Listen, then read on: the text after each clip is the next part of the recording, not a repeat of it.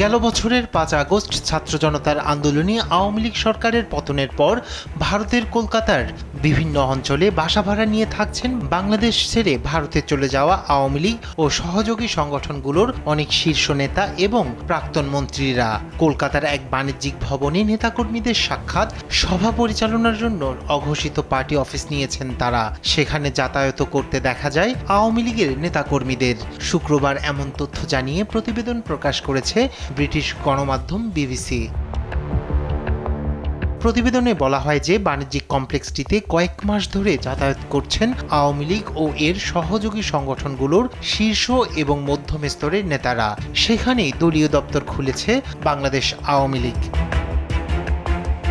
তথ্যসূত্র বলছে ২০২৪ সালের ৫ আগস্ট শেখ হাসিনার দেশ ত্যাগের কয়েক মাস পর থেকে আওয়ামী লীগের নেতাকর্মীদের মধ্যে যারা ভারতে অবস্থান করছেন তারা নিজেদের মধ্যে ছোটখাটো বৈঠক এবং দলীয় দপ্তরের কার্যক্রম চালাতেন নিজেদের বাসাবাড়িতেই। বড় বৈঠকের জন্য রেস্তোরাঁ বা ব্যাংকোয়েট হল ভাড়া করতে হতো। সে কারণেই একটি নির্দিষ্ট পার্টি অফিস দরকার ছিল বলে জানাচ্ছেন আওয়ামী লীগের নেতারা।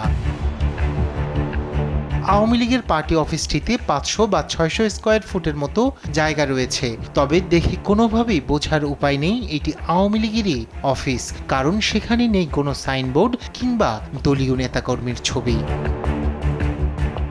কলকাতায় বসবাসরত নাম প্রকাশে অনিচ্ছুক আওয়ামী লীগের একজন নেতা বিবিসিকে বলেন, দলের কোনো নেতার ছবি, সাইনবোর্ড কোনো কিছুই সচেতনভাবে রাখা হয়নি। ওই অফিসের পরিচিতি গোপন রাখতেই এমন উদ্যোগ বলেও জানান তিনি।